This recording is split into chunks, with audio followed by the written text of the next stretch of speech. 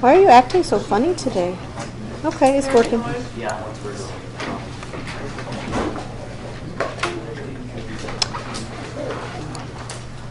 All right. So the first 10 seconds of this video is going to be really fun. Like, this is the carbling trying to figure out what's going on. Yay! All right.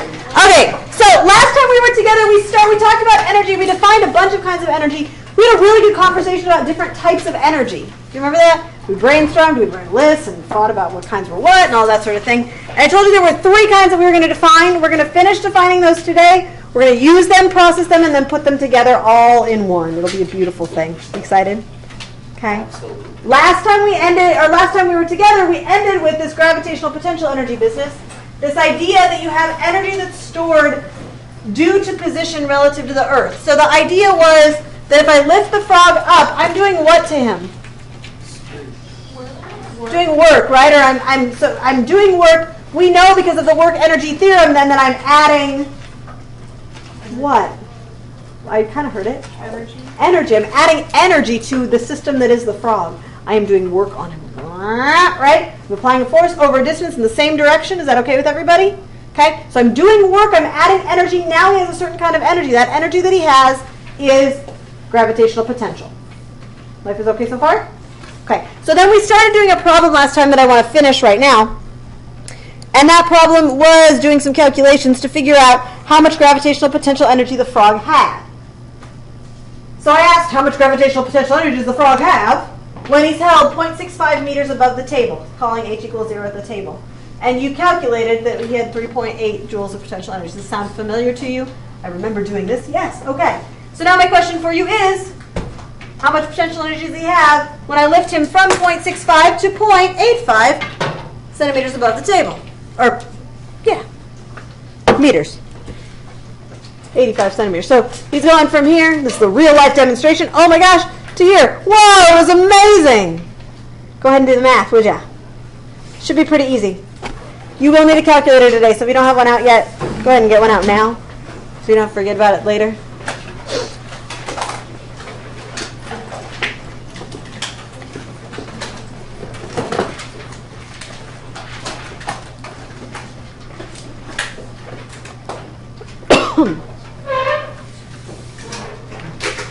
Once you got an answer for that question, then check with your neighbors and see if they agree with you on the number. It should be a pretty easy, straightforward thing. I know it's Monday morning, and I know that we're doing something we haven't done for a couple days, but see if you can figure it out.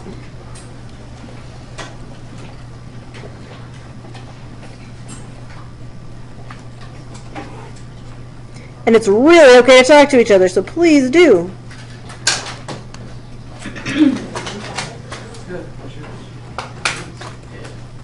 Being lifted to 0.85 from the 0.65. Yeah, but it doesn't really matter. All I really want to know is how much potential energy does he have when he gets up to that 0.85.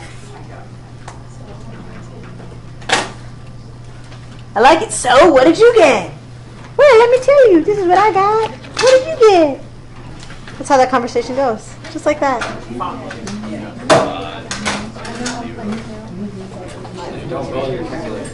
No.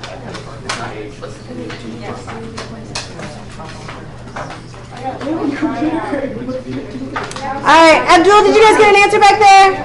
What'd you get? 5 joules, he says. Do you guys agree with him? 5.0 even? What do you mean by sure? 5.0, right? Looking at 6 things, yeah, okay, sure, I don't know. Yeah, and that should be 0.60, so yeah. Everybody okay with that? Sweet. All right, now what I really want to know is how much work was done when lifting the frog from the 0.65 to the 0.85. I'm going to let you talk to your neighbors and figure that out. Go.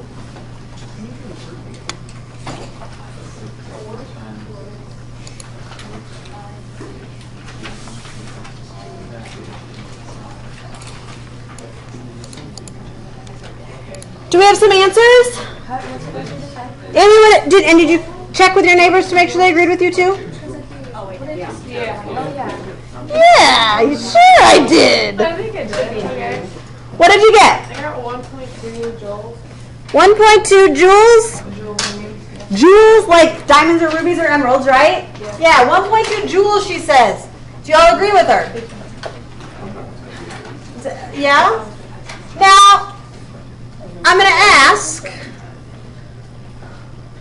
Let's see, who am I going to ask? I don't know. Who wants to talk to me? Like, I don't know what question you're going to ask me, Scarveling. I want to know how you did it. Tell me what you did. Who can tell me that? Not the person that told me the answer. Yes, ma'am. And then we'll go, yeah, is that okay? We'll double check. Since work equals the change in energy, I took... Oops, hold on just a second. My computer's being awesome. There we go. Say it again. Work equals what? The change in energy. Uh-huh. And so I took the final energy minus the initial energy, and so the final would be 5.0 joules, and the initial would be 3.8 joules, and I subtracted it, and I got 1.2 joules. Is that what you did too? Is there anybody that did anything different than that? Yeah?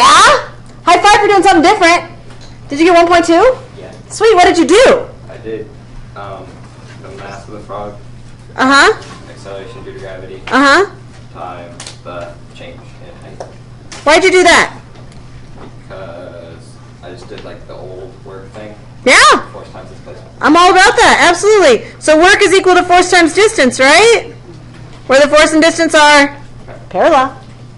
So the force is mg. The d is the height. Is that okay with everybody? Absolutely. So then you had the mass of whatever it was, 0.60 kilograms, and then you have 9.81 meters per second squared, and then you had a change in height of 0.2. And then you multiply those together, and what'd you get? 1.2. Oh. Which one's right? They're fine. They're both right. They are exactly the same in actuality, right? This is mgh at one of them, mgh at the other. This is just doing mg times the change in h, okay? So it's like we're factoring out the m and g, okay? Both of these are absolutely fine. The way that you approach it doesn't matter. In fact, in this case, like it really, like they're both super easy. If you didn't know certain information like this information, then this would probably be a lot easier, right? If you didn't know what the mass of the frog was, but you happen to know these things already, then that would be a whole lot easier, okay?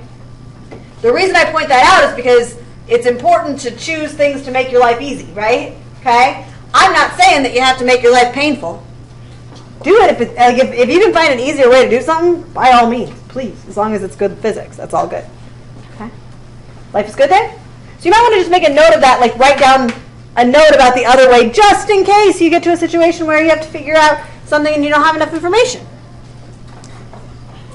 As you're doing that, or after you're doing that, I'll wait just a moment because I see some pencils still moving. That's totally fine. I want to ask a question here just to make sure. So I just want to make sure you all agree with me. Yes, so when I have the frog here at 0.65, and then I lift him up to 0.85, you agree that I'm doing work, yes? Yeah. Okay, now here's a question for you.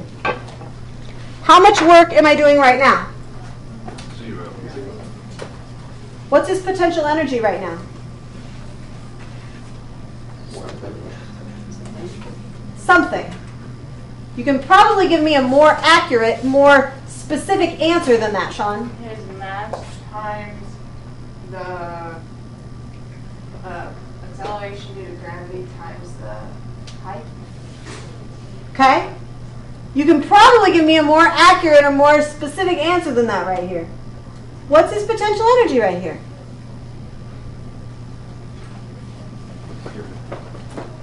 What's his potential energy right here?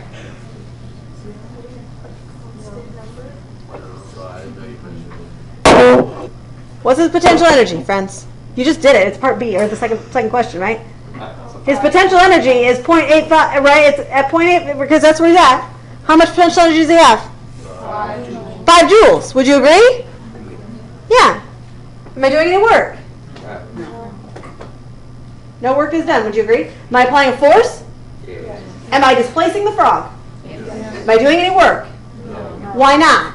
They're in perpendicular direction. I don't have 2 arms, right? They're perpendicular to each other. Okay. So I didn't do any work. And if I know that work is equal to change in energy, then how much work has been done? 0.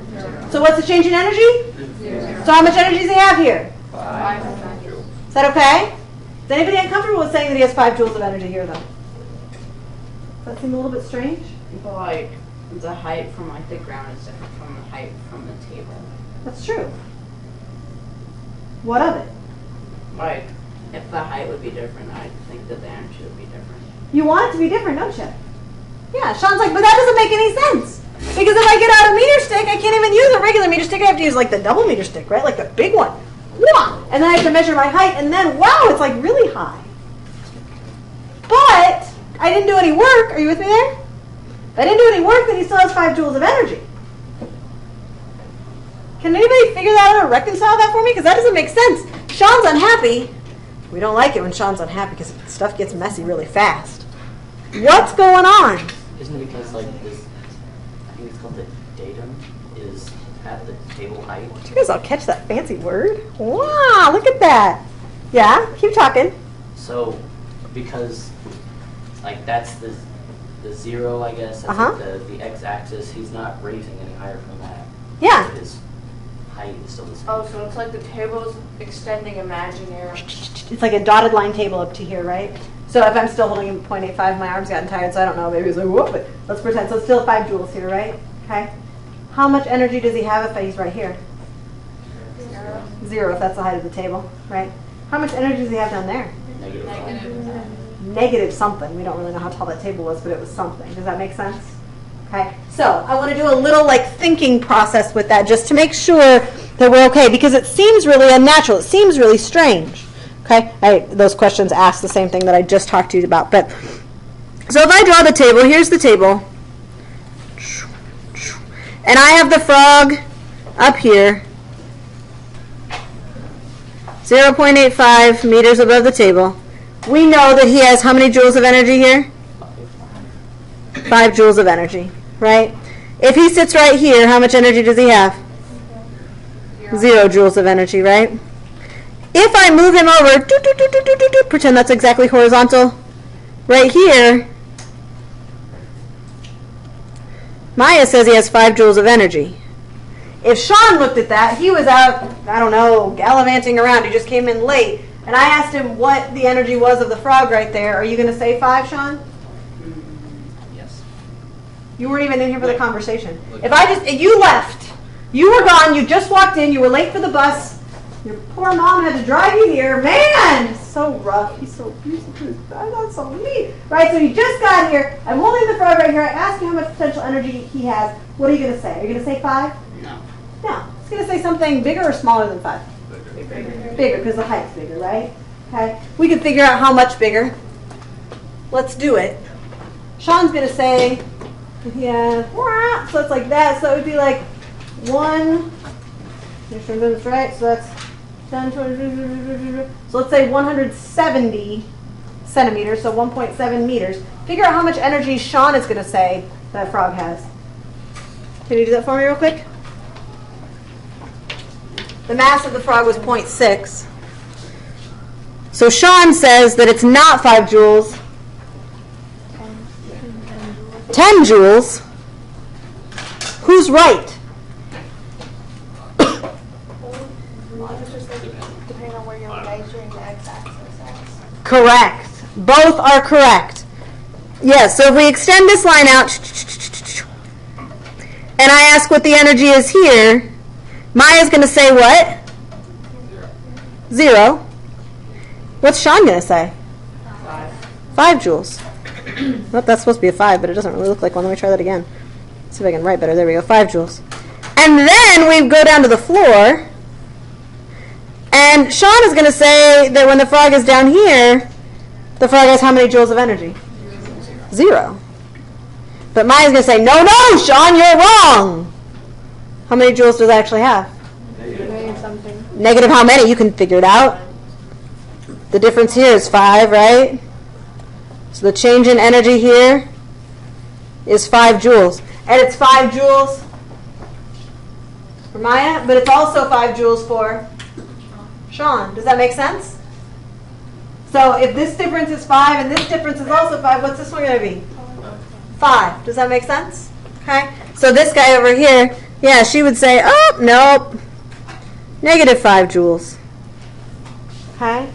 They disagree on what the values for his energy are, the frog's energy, but they do agree on something. The something they agree on is what? Change in energy. The change in energy. Okay. The change in energy will always be the same. So the key thing to know here is that you have power. I'm giving you a bunch of power here.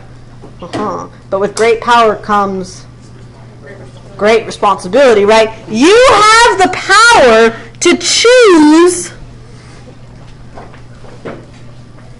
your H equals 0 spot. You can set it wherever you want. You see, I hear a rumor that Tim was sitting on a basketball hoop way up here. What? 10 meters up. Over the weekend. And so he's watching all of this happen as well, and he's going to call H equals 0 here.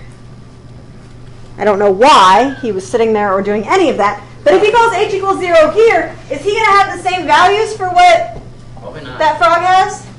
No. Certainly not. They're all going to be negative, right? But the change in energy here is still going to be the same. It's going to be 5, right? Every time. Okay? So you got to choose your H equals 0 spot, but you have to keep it consistent.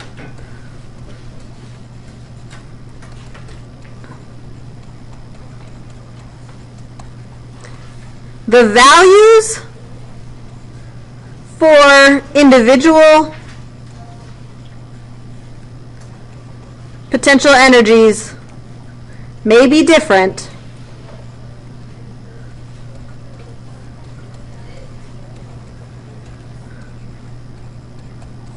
but the change in energy will be the same. Okay, that's the key. Yeah? Wait, so what if you chose the H equals 0 spot to be the table, Uh-huh. but the table is in the same distance that you're holding? Like the floor from the table is in the same distance from the table. Right, so maybe Tim is holding the frog way up there to start? Is that what you're saying? Or something so it's not so convenient that it's 5 and 0 and 5 and 0, is that what you mean? Like maybe it's like 6 and 4. Yep, yeah. Okay, so let's change it. We're going to change that height to something else so that Maya says that the frog has 7.3 joules of energy there. Okay, does that make sense? So she's going to say 7.3 here, and Sean is going to say something else. Let's make something up, because who knows where he's calling H equals 0. So let's say that he's calling the amount of energy here to be 12.6. I'm just trying to pick weird numbers that aren't going to work out really nicely. Is that okay? Do you guys understand what's happening here? Yeah. So I'm changing the height, whatever, changing all these 0 spots. If that happens, Maya's still going to call H equals 0 here. So that means that the 7.3 joules now goes to 0. So she's going to measure it as 0 here. So that means that the change in energy is 7.3. So that means that Sean would say that the energy there is how much? 5.3. Does that make sense? They still don't agree. Okay? And then, again, I don't know where Sean's calling, but let's say that Sean's calling 0 down here somewhere. Then what is Maya going to read at that same place where he calls it 0? Negative something. Well, what's the change in energy here?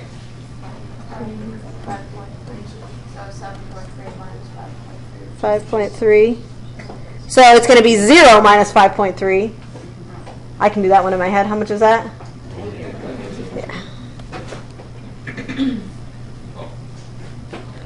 Is that okay? Anna, does that answer your question?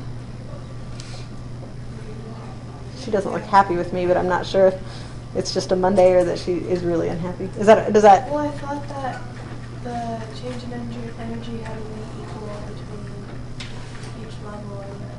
No. The levels are arbitrary. The fact that I'm calling, that Maya calls this the 0 spot is just an arbitrary decision. So we could have called it here, and we could have looked at it here, right? But then the change in energy is 7.3 on the top, but it's 5.3 on the bottom. Right. These aren't necessarily even.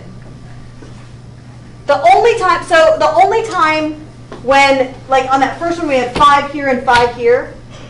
What is the case? Look, I'm going to ask this, you guys. What is the case where this one's going to be 5 and this one's going to be 5? What has to be true? What has to be true about the heights? John?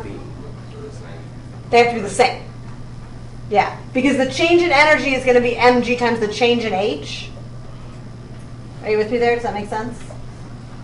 So the change in h would have to be the same for both in order for the change in energies to be the same. I thought you meant the change in energy had to be the same between like the blues from the top and the bottom. But Here, 7.3 to 0 and 12.6 to 5.3, those have to be the I same. know that now. I thought you meant between the top and Right, so are you okay now? Okay. Are we all good? Questions, issues, concerns? We're going to come back to this calculation stuff in just a minute. I just want to keep going about different flavors of energy real quick first, if that's okay. Is that okay? Okay. Okay, so gravitational potential, we're done with that one. Go to restaurant orders, different flavors. What's that? Go to restaurant orders. I want potential energy in my food. You said flavors. You said flavors of energy. I'm like, eating your food. Whatever. Okay, moving on. There's another kind of potential energy that we're going to talk about. What is it? Elastic. Let's do it.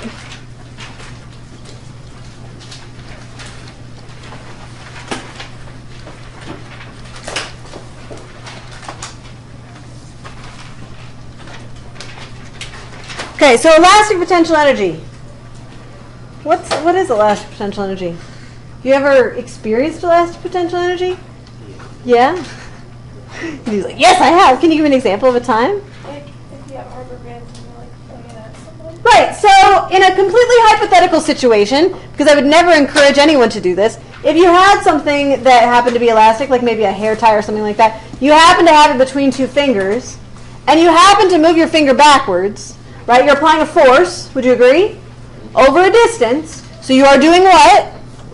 Work. Is everybody okay with that? Okay. You're doing work on the system, and because you're doing work, that means you're changing the energy, right? Are you lifting this thing up? No. Is it moving? No. I mean, it was here, and then you pulled it back here, completely hypothetically. Okay. It's not moving. So what kind of energy are you giving this thing? Elastic potential energy, right? Elastic potential energy, I'm going to write this as PE sub S. You're like, S? That doesn't look like elastic. The reason is because PE sub E actually means electric potential energy, which is also interesting, but not what we're talking about. So I will use S for spring, because a spring also contains elastic potential energy. So springs and anything that's stretchy or bouncy, okay?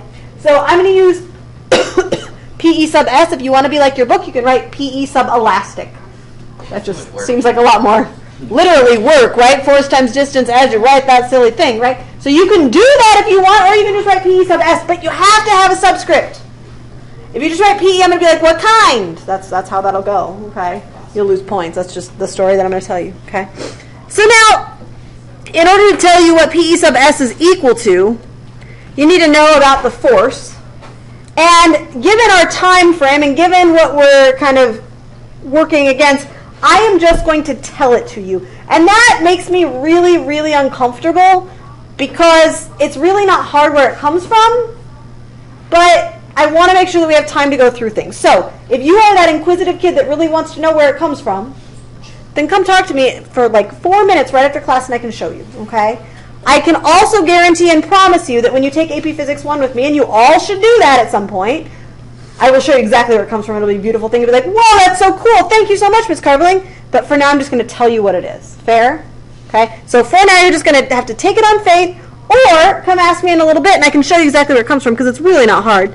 It's equal to 1/2 times kx squared. And you're like, okay, that sounds great, Ms. Carveling. I'll trust you. You know what you're talking about. I'm not lying to you in this case. Sometimes I do, but not this time. You guys understand what a 1/2 is?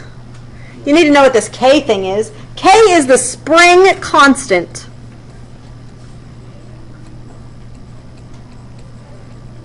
So that's basically how stretchy or stiff a spring is. Okay? So I have this little toy that I got from a friend of mine from Denmark, and it's got a spring in it, and it's a very bouncy spring. Woo! Look at that, it's so cute. Oh my goodness, it just makes me happy every day, right? The spring constant in this spring is very, very small, okay? Because it bounces very, very easily. If you've ever seen the shocks in a car, right? There are springs in the car that keep you from not bouncing and like really having a rough ride when you bounce over any sort of pothole or rock or anything like that. Those springs have a very, very high spring constant because you have to really apply a big force to get them to stretch. Okay, so that's kind of what you need to know about that. The spring constant, so again, that's how stiff or stretchy a spring is. It's determined experimentally. And I'm going to let you figure out the units in just a minute, but I'm also going to tell you what x is so you know what that is. X is the displacement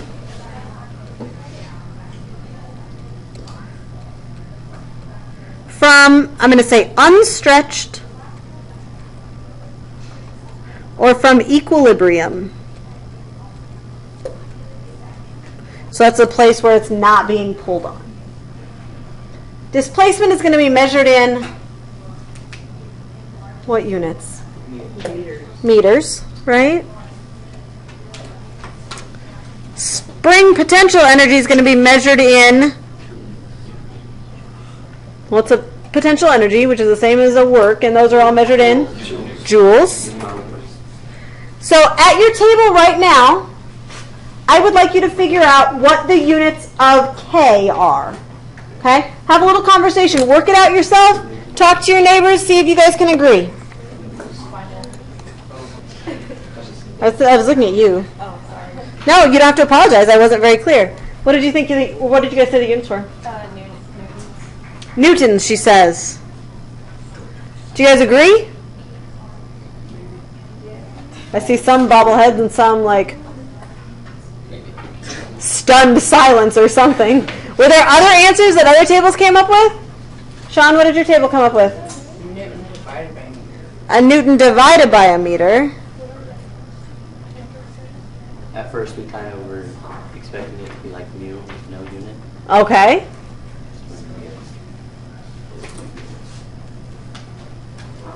Question mark, is that okay? Other things? Other ideas? Kristen, what did your table come up with? Newtons? Okay. So let's take a look and see if we can figure it out so we can be sure, because right now we've got 3 options on the table. All right, so on the left-hand side, you know the units are joules. We've got this thing we don't know. What are the units on the 1/2? No units, so we don't care about that. And the units on the x squared are what? Meters squared, right? Because the meters are going to be squared just like that x was squared. Is that okay? Some of my friends in this room are really disliking of the joules, and instead they like to write Newton meters. So you got Newton meters equals something times meters squared. I want to get the something, the question mark, that I don't know what that is all by itself. So what am I going to do? Divide by the meters squared. Is that okay? And what are we left with then?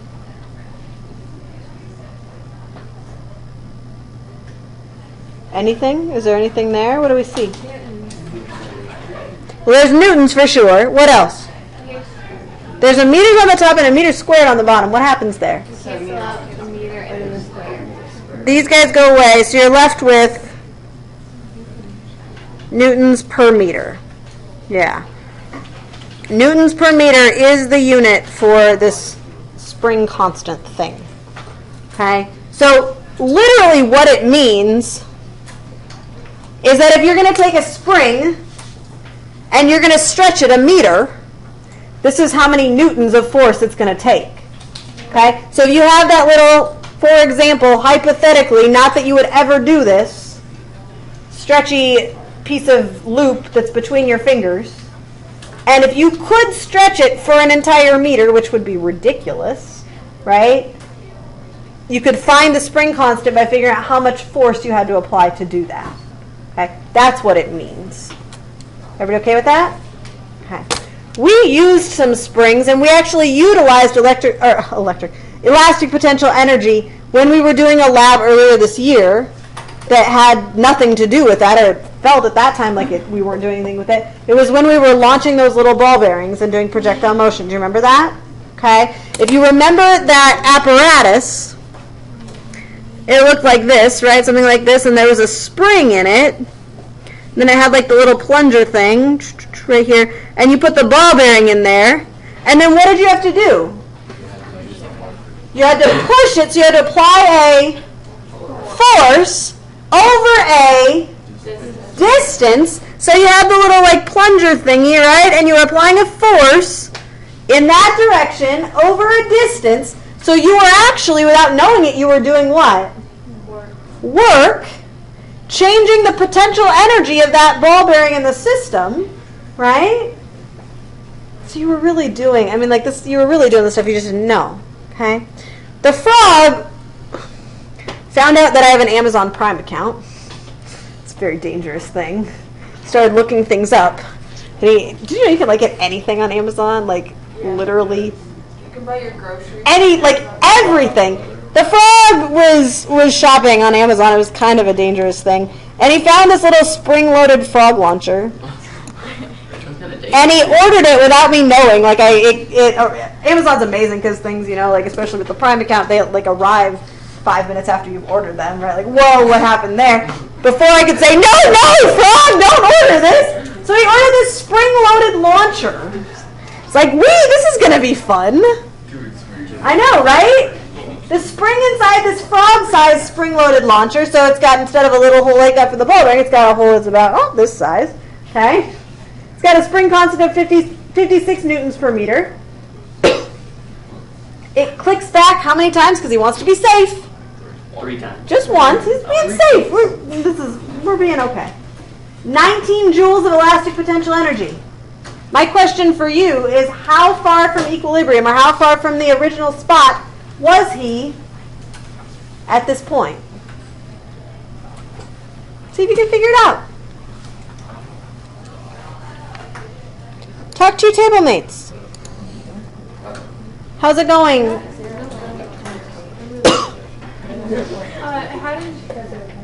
It's close. How did I what? Okay, I did the same equation except going. Oh yeah, that's what I got. Good job. Wait, let me try it one more time. Okay. I didn't put an answer down. I know. Okay. They have the answer, but I didn't. Oh, okay. Yeah. I got 0.1. I don't know what I'm doing. Typed it in. That's one. I did that problem. So you did 2 times 56. It's going to be like 100 and some, yeah? Oh, I'm sorry, 2 times 19. Yes, sorry. Yes. So that's going to be something on the order of like 40. Divided by 56. And then square rooted.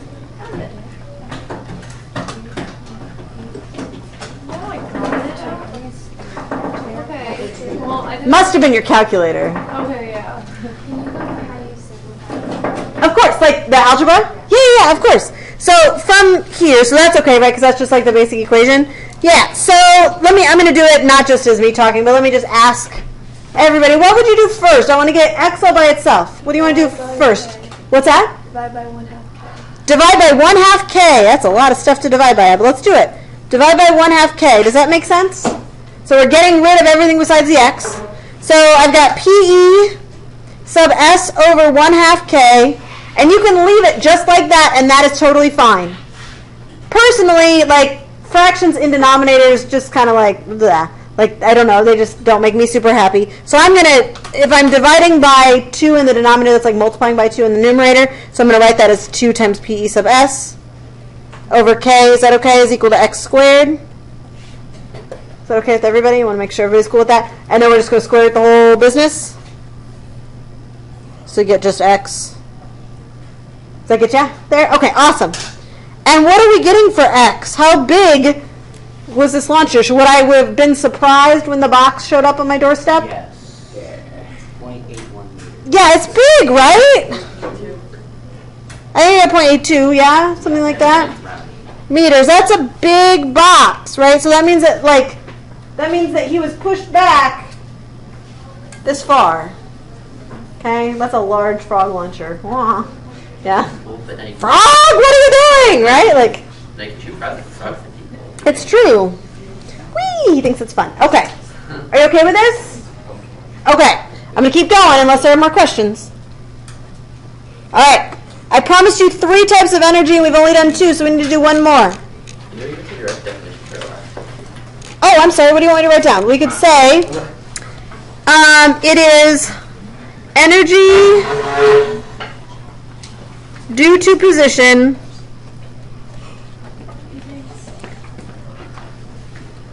I'm totally making this up, but it sounds pretty good so far. Relative to or as a result of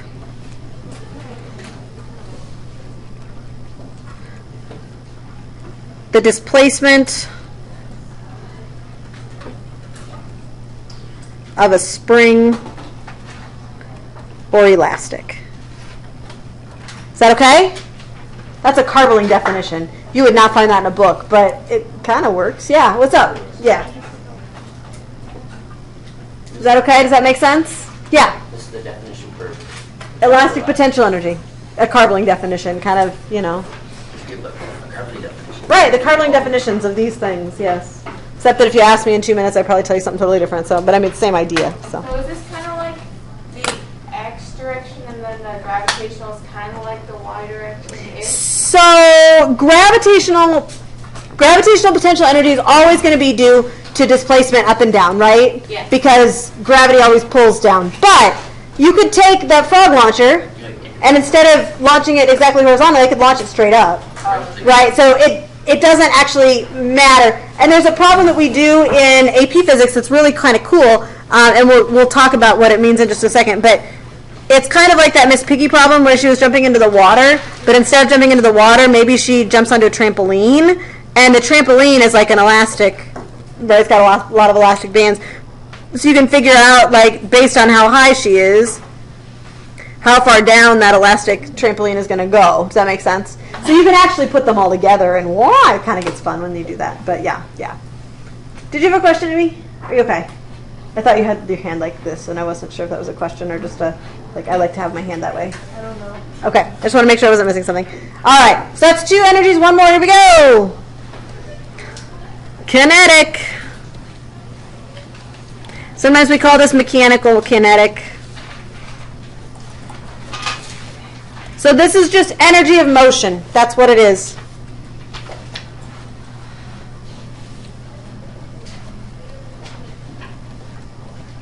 Okay?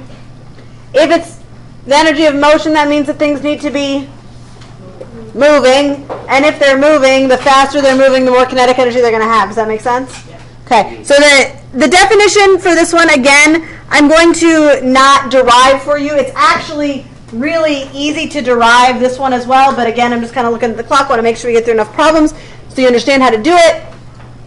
Take AP Physics 1 with me. We'll go through it. It's really cute. You'll be like, whoa, now I know. That's great. Or just come up after class and I'll show you where it comes from. But here it comes. It's 1/2. Oh, that's familiar. It depends on the mass of the object, too. The bigger the mass, the more kinetic energy it has. And it's also going to have a V squared. So the shape of it looks a whole lot like the shape of elastic potential energy, right? There's a 1/2, there's a something squared, okay? But the things are different. Really quickly for me, I would like for you to show me that this is dimensionally consistent. That means show me that the units work. Prove to me that I'm not lying to you when I tell you this equation, at least based on the units. Yeah? Can I say it because it's in the book? Nope. That would not, like if I wrote on a test, show that KE equals 1/2 mv squared is dimensionally consistent, and you said because it's in the book, I'd be like, psh, that's lame, and what book? I don't know. No, I want you to show it to me. Go. Turn this back on. Hopefully these problems so far are going okay. If you're having questions or you need help, please let me know. Okay? I want to look at 3B really quickly together, though, because I want to make sure you understand this one, because there is a homework problem related to it that I really need to make sure that you know how to do. So on number 3B, the situation is that you've got this little kid, and they're swinging, right? And so the swing at the lowest point is here.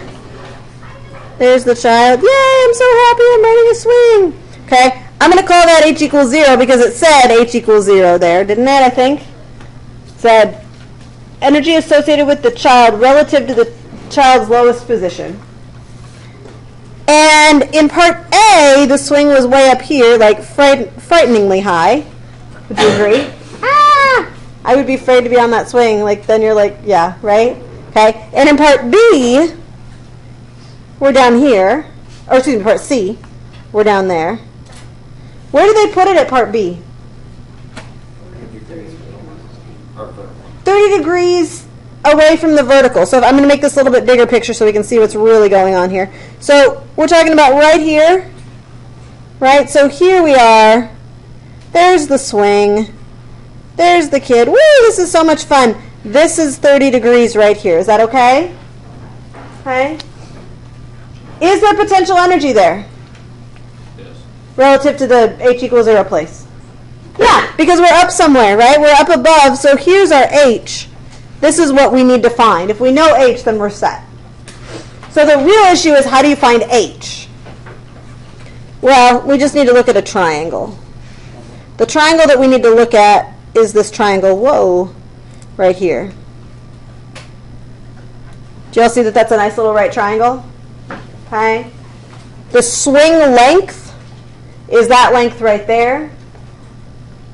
And what you really want to find is that length right there. Okay? So you can use sine, cosine, or tangent with the length of the swing and that 30 degrees to find x. Are you with me there? Is that okay? And if you know x, can you find h? Yes, how would you do it? Subtraction. Just subtracting random numbers? What numbers would you subtract, Sean? Whatever, like the length of the rope is minus x. Yeah.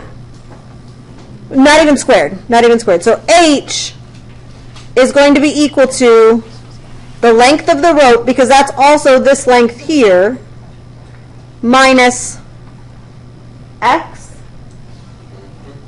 Okay. Is that okay? Does that make sense? Okay. I've got 2 minutes and a big concept to teach you. In fact, in these 2 minutes, are you ready for this? This is ridiculous. I am going to teach you in 2 minutes the most important thing in all of science. What? You waited for the last 2 minutes of class, Ms. Carveling, to teach the most important thing in all of science? Yes. Yes, I did. This is the most important rule in all of science. This is true in physics and in biology, and there's not a lot of stuff that's true in both, right? Like, that's crazy. And in chemistry, and in geology, and in environmental science, and in everything. Here it is, right here. You now know everything after this moment. Here we go. The concept is conservation of energy. Okay?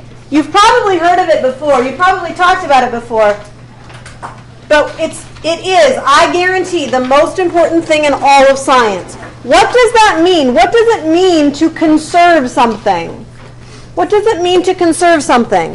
It cannot be created or destroyed. Right, it's going to stay the same, right? I'm going to conserve, I'm going to save, I'm going to keep it constant. Okay? Of is just a nice little preposition, and energy is the thing we're talking about, right? So the statement is, and this is really important, so write it down. Don't pack your stuff up yet. I've got another 15 seconds. I've got it. Here we go. In a closed system,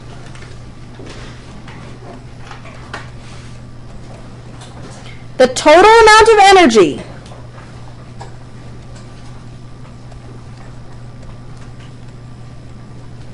will always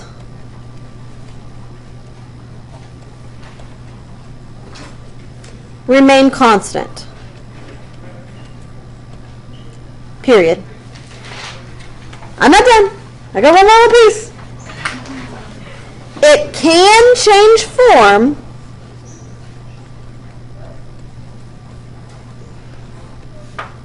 but the total will not change. That is it. That tells you everything you need to know. So I will stamp 2 homework assignments next time. Okay? We will test on Friday. Have a great Monday.